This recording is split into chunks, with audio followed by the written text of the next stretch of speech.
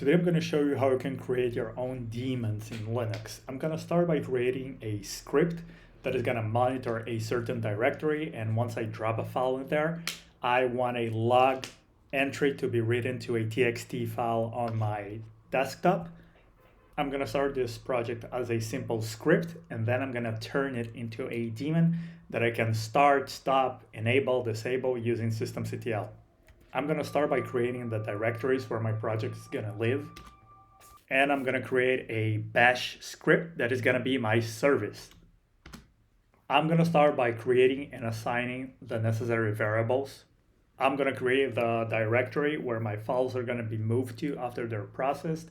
And then I'm just echoing a line just to have it logged. And that's essentially what our script is going to be doing. I'm going to have a while true loop that's going to run forever. It's going to be watching the watch there.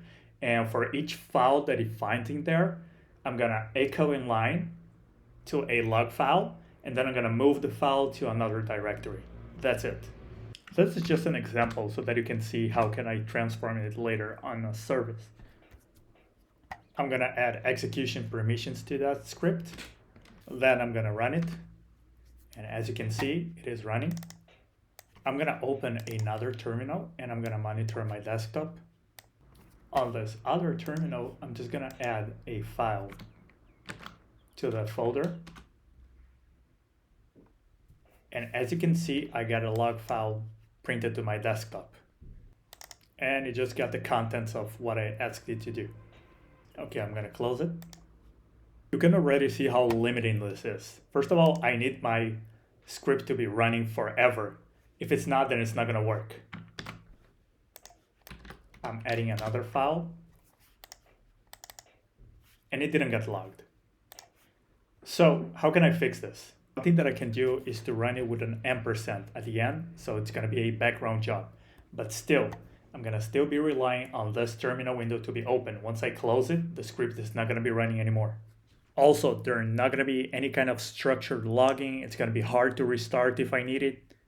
That's messy and it's not what we want.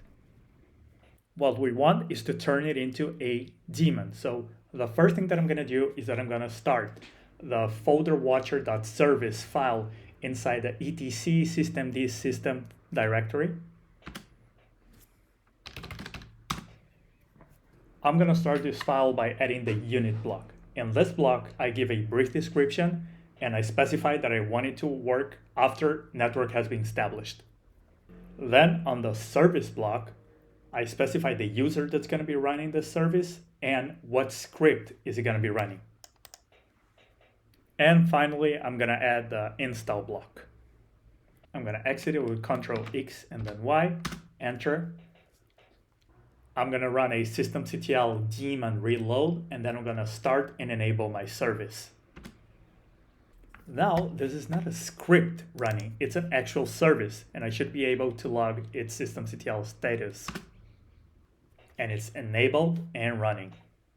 Now, you can see that if I create a file on that specific directory, I can now inspect my log file, and I see the latest file that I added.